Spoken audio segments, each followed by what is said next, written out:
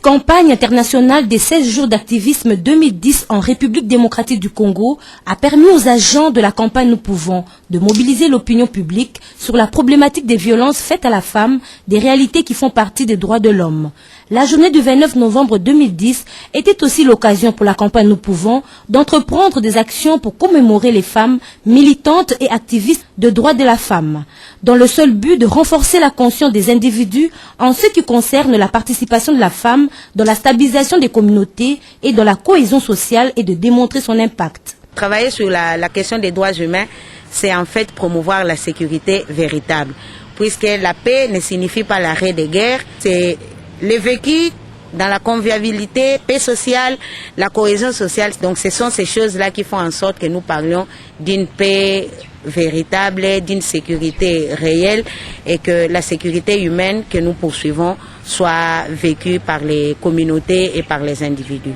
Dans la salle, à un certain moment, nous avons voulu quand même obtenir l'engagement de l'assistance en ce qui concerne la célébration de l'activisme des femmes. Souvent, nous sommes là, les femmes qui sont activistes ne sont pas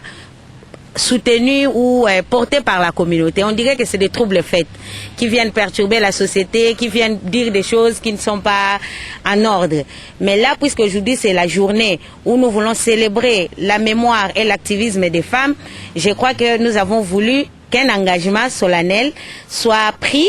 pour que ces hommes et femmes qui parlent de la lutte contre la violence faite à la femme aient toujours à l'esprit qu'il faut porter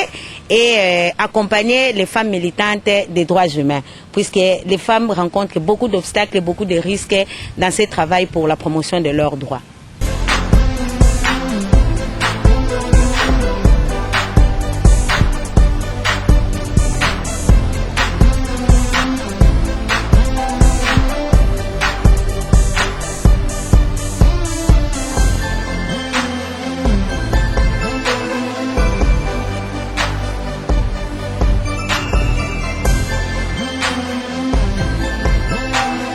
Chaque individu doit mener une action et doit s'impliquer sincèrement dans cette lutte pour voir disparaître ces antivaleurs à tel renchéri.